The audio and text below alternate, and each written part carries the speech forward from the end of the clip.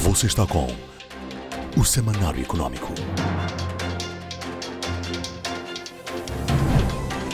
E para o tema de fundo, fomos ao encontro da diretora para Moçambique do Banco Mundial, em fim de missão no nosso país, e oportunidade para passarmos em revista os últimos 4 ou 5 anos que coincidiram precisamente com o seu mandato aqui no nosso país. Foi um encontro oportuno, tendo em vista que à altura que termina esta missão em Moçambique, Moçambique também está a iniciar um novo ciclo governativo, que é naturalmente um novo ciclo económico.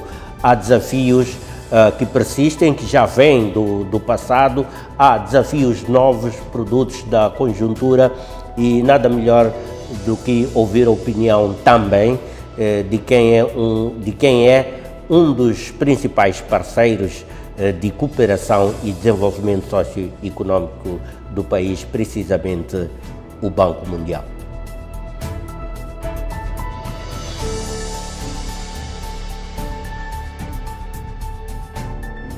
E vamos então ao tema de fundo desta edição. Estamos com a senhora Pswarayi-Riddihough, ela que é diretora do Banco Mundial para Moçambique, Comores, Madagascar, Maurícias e Seychelles.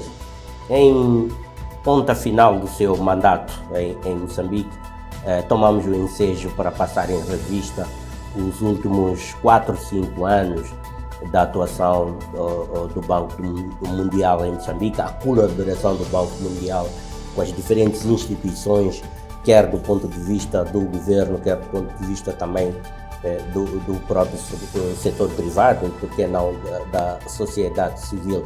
Entrevista em inglês, assim, acordamos para permitir que a senhora Idah, não obstante o tempo em Moçambique, se sentisse mais confortável e assertiva na realização desta entrevista em língua em inglês. De qualquer das formas, temos tradução direta disponível para que não perca qualquer detalhe daquilo que vamos aflorar. Thank you, Mr. Idah, for being with us one more time. Thank you. This time we contest that you are on the end of your tenure in Mozambique as country director. And first and foremost, what do you think was the pivotal moment of your job in Mozambique over these 4 or 5 years? So first of all, thank you very much for inviting me again to have this conversation. I think, as we were chatting earlier, it's really important to look back, but also have an opportunity later on to look forward. So, first of all, let me also thank the people of Mozambique for the opportunity and the honor really to have worked here. I came in 2020 at the height of COVID. There were no flights coming in or out of Mozambique. The borders were closed. And I came in on a charter flight, actually, using the UN flight. And if I reflect back from 2024 to 2025, there have been some really big things that have happened here. And I know oftentimes people try to focus on what hasn't worked, but let me focus on 3 or 4 things that I feel have really worked. If you look at the status of access to energy in Mozambique between 2018 and 2023, it's moved from 31% to 53% of people having access. This is incredibly important. If you look at school enrollment, it has doubled, even more than that, right? Children have access to school, they can go. Now, if you look at water and sanitation, what happened during COVID, you know that the biggest problem was getting access to water. The World Bank financed quite a lot of activities, particularly even in the cities, areas where you could go and access clean water. And those water points today actually are becoming much bigger investments as we proceed. But one big thing that I do want to mention, which for me is critically important, is the work we've done in the north. When I came, I think the World Bank had $50 million that was in the north, which is nothing if you consider the level of poverty in the north, the fact that they are very far away and they are not always easily accessed. Today we have close to $700 million.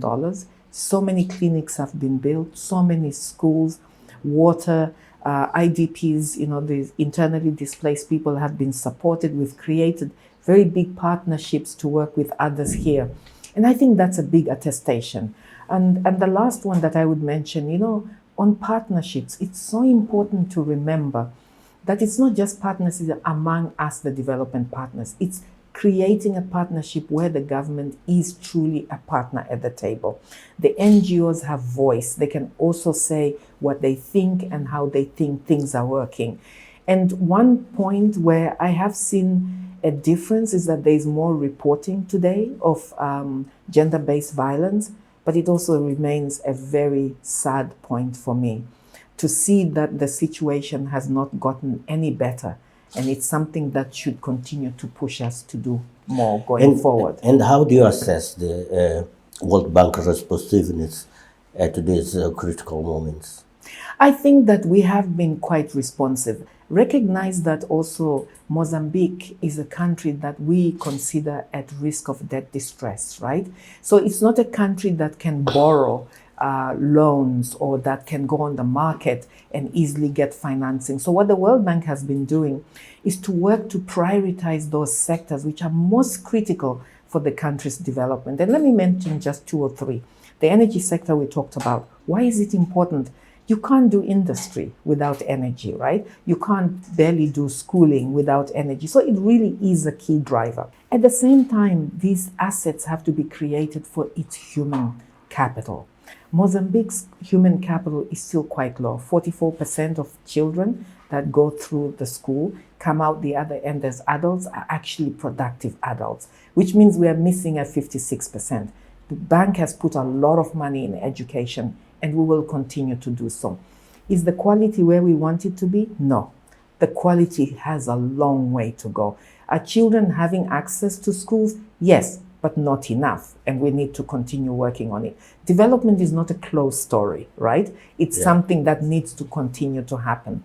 We put a lot of money in the COVID era in hospitals, increasing access to vaccinations, increasing access to basic services. So the World Bank has been very responsive, and the way we are responsive is that our projects are actually flexible. So when we have an issue that happens, we have ways in which we can draw on the existing funding to fund activities that come up that we were not expecting. But we also have ways of getting new money that can actually support. So yeah, we have tried to be very responsive. Thank you. Let's talk about development, economic development and reform, economic reform as well. Yeah. Structural economic reforms are often very difficult to implement. Very difficult. And also the sustainable growth are essential for the country. Yeah. How has the World Bank supported the country moving in this limbo and achieve the ultimate goals of development? As I was saying earlier, that there sometimes tends to be this big feeling that nothing has changed, that even post the hidden debts issue of 2016, things are still the same. Let me mention 3 things where I can say that we have supported and we've seen changes in it. If you look at what happened in 2016 in the hidden debts, the real issue was that there was no transparency in borrowing, right? It was very difficult to know what was coming in as borrowed financing. Not everything went to the Council of Ministers. The public financial management system was not as transparent, was not as very strong, and this is what we've put a lot of effort in, working with the government to close these holes. Today, realistically, you can go to many of these SOE websites and you can see what they've borrowed. You can actually be able to say, this is how much they borrowed this fiscal year, and here is the audit, because those things are now quite open, they're there. The second thing is that we've been working very much on this ownership in terms of when people bid for contracts, who is bidding, right? And this is a question many people have heard even here in Mozambique. What's the beneficiary ownership? This is something that we've agreed, and now there's actually a legal basis. Above a certain amount of bidding, you have to know who is bidding behind. What are the challenges remaining in this aspect of public transparency and etc.? So I'll come to there, and I want Okay. to mention two more things that have changed. So with the Sovereign Wealth Fund, again, it's one that I've seen a lot of criticism around it. But when you compare the way the Sovereign Wealth Fund was actually created and it was consulted, it's perhaps one of the best consulted we've ever seen. Now, is everybody's comment going to be taken into account? Probably not, right? But at least the parts have been there. And the third one, which I really want to insist on, is when I came, actually the payment of social protection was through an Excel sheet. And so you would call people, go through the Excel sheet, and you can imagine the issues with that. Today, this is all done in a transaction which is digital, right? People are paid directly to their phone, and this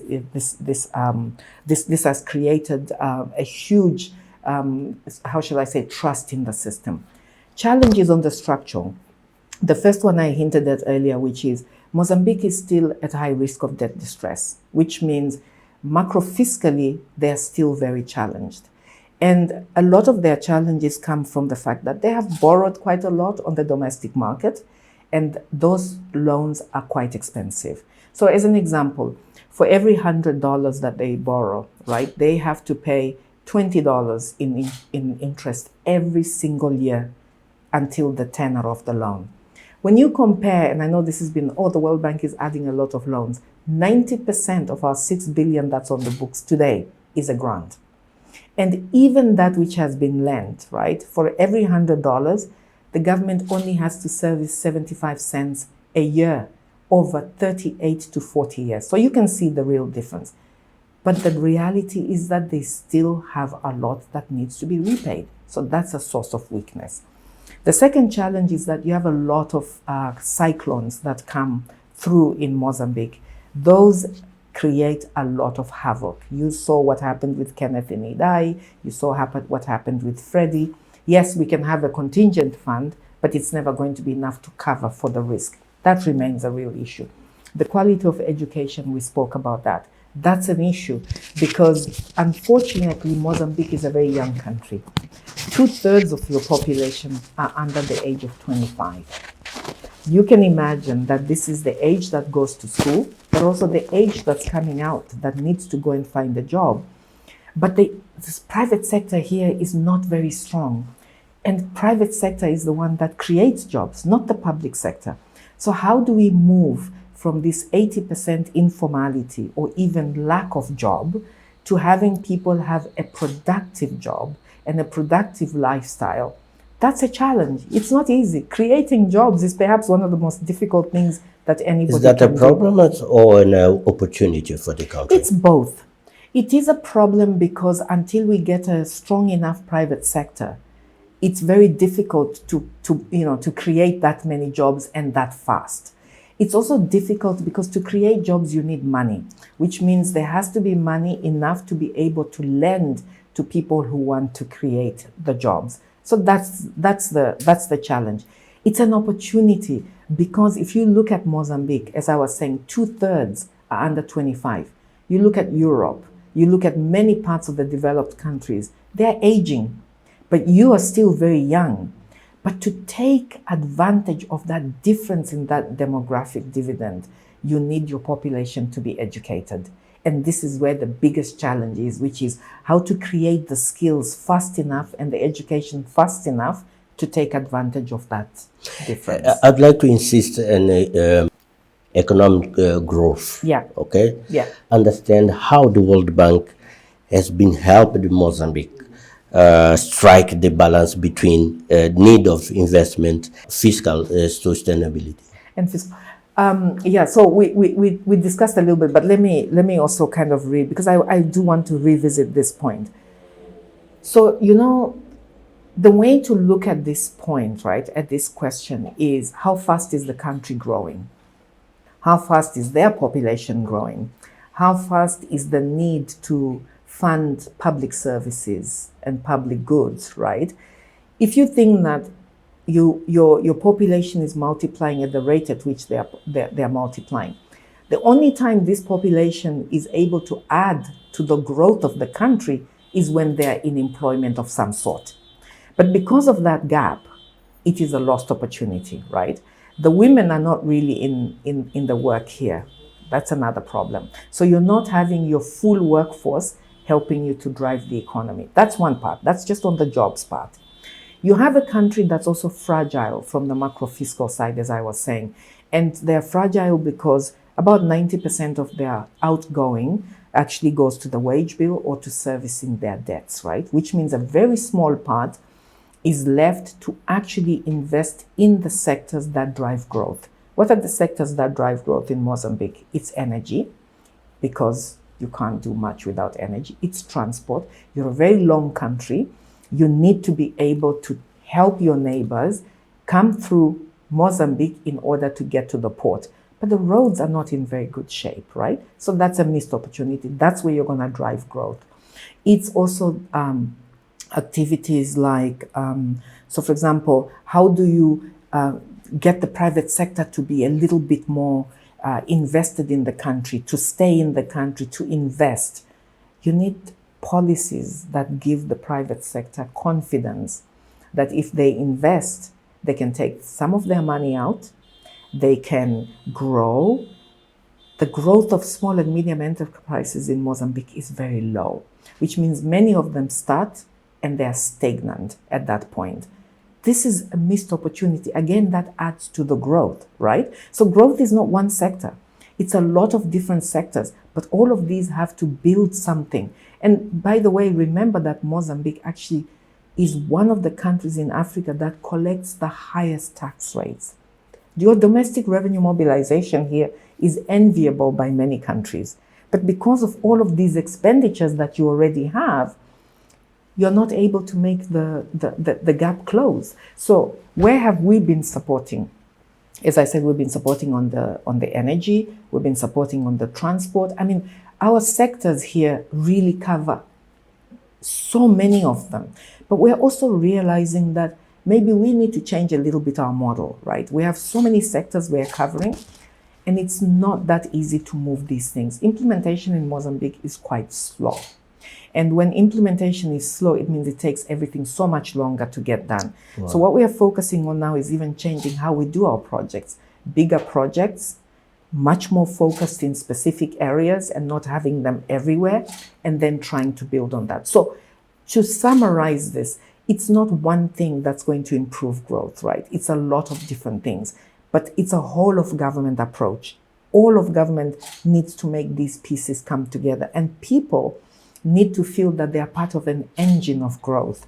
And for them to feel like that, they need to have enough education and capacity to be able to actually create jobs themselves and grow the economy. And do you think that the implementation, the investment and the reforms implemented under your tenure in Mozambique will be lasting process? I hope so. And so if I look at as I was saying, in terms of the reforms agenda that have created a lot more transparency, a lot more, a better ability to see where financing is going, the traceability of all of that is something I hope will stay. And I do believe it should, because this was also in the speech of President Chapo, right? This was his big discussion when it started. The second thing is, I believe personally that we need to keep moving the model to looking at resilience in Mozambique and not just the input side. And to me, resilience is not just being resilient when a cyclone hits, but it's also the financial resilience. It's being able to make sure that the funding that you have on the books allows you to respond in the post-disaster. And I think we are there. We have now this insurance scheme, which is run in ENGD. We have created a new one that is in the Ministry of Finance, which we think will help a lot. So on the financial resilience, it's also about making sure that the changes that were done on the PFM, on the SOEs, which by the way is not complete yet, all of these, that they continue to stay and you build on top of them. One other thing that I think, which I'm very proud of, is that we are starting to actually focus and help the government on the first fiscal rules that will be used by the sovereign wealth fund. So hopefully they will be able to leapfrog some of the problems that we've seen in other sovereign wealth funds. You've seen the better schools and health centers, right, that we've funded, where cyclones have come through and these have stayed standing. I'm sure that will stay standing, and I'm hoping that will stay standing, going forwards.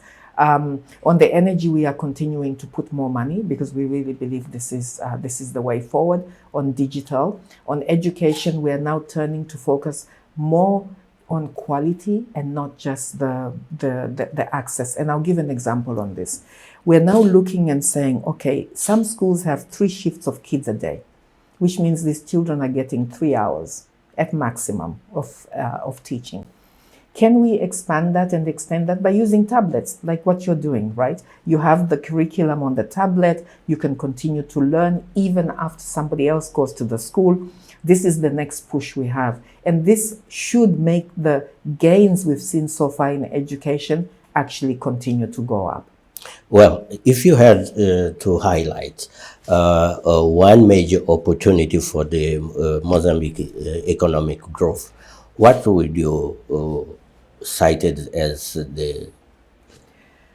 I think that I would actually cite 2 in terms of the opportunities for Mozambique's growth. I think one is resolving this issue of the lack of fiscal space, right? So as I was saying to you, 90% is already committed even before you start a budget, right? So how do you create the fiscal space? And I know that everybody, anytime we say, well, one has to look at the wage bill, the expectation is we are saying, you have to fire people. That is not how you address the wage bill. There are many different ways in which you can address the wage bill, right? You can remove, for example, you can improve the systems that track who's actually still working in government, where they are. You can move skills around so that the skills are in the right place, delivering the right service. That's really important as well. That's something that's not been done. We feel there's still quite a lot that can be done in the energy sector in terms of creating an environment where the private sector can come and work together. So not all the energy has to be invested in by the public sector. And I think if I were to look at one thing that I think would be important is for the government to figure out what are those areas you really need to use public funding versus the ones where you need to bring the private sector to come to the table and fund with you. So I would say that's one nexus, right? Create the space in order for this to work. The second is to implement faster.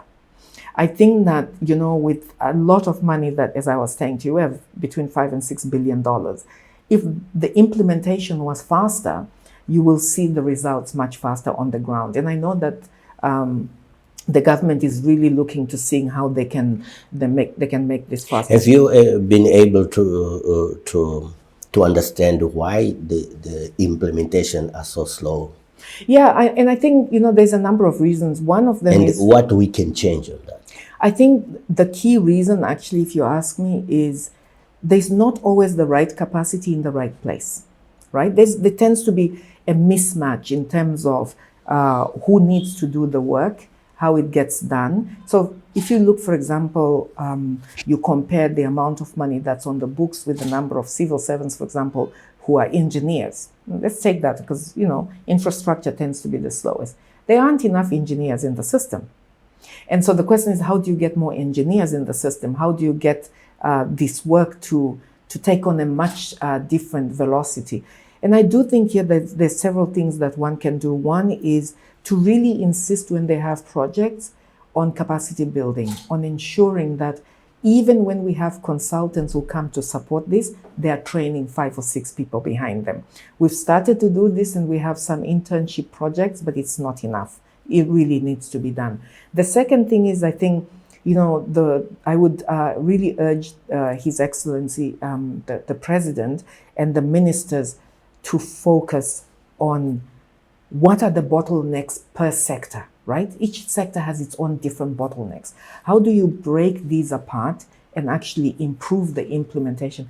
But most importantly, how do you bring other partners to the ground? I'll give you a very basic example. When I started to work in the north, an implementation there is very slow. But we realize there's a lot of NGOs there who've been there for a very long time, who know the environment, who can implement and who can push things faster. I think there's a need and a space to create more partners to come together to actually push the implementation forward. Perfect. Now I'd like to take some personal reflection from you. Please. As we conclude this interview, leading the World Bank in mission in Mozambique during the period of significant economic challenges and social change must have a very intensive experience for you, I guess. What moments or achievements have left strongest impression on you? You know, I was thinking quite a bit about this myself, and I think that oftentimes the resilience of the people in Mozambique is underestimated. And I'll give you a very visual example. I was thinking about this. At the height of COVID, just as we were starting to come out of COVID, I remember driving around Maputo, and it was incredible to see the informal workers already hard at work, understanding that the economy actually needed them and they need to push the economy.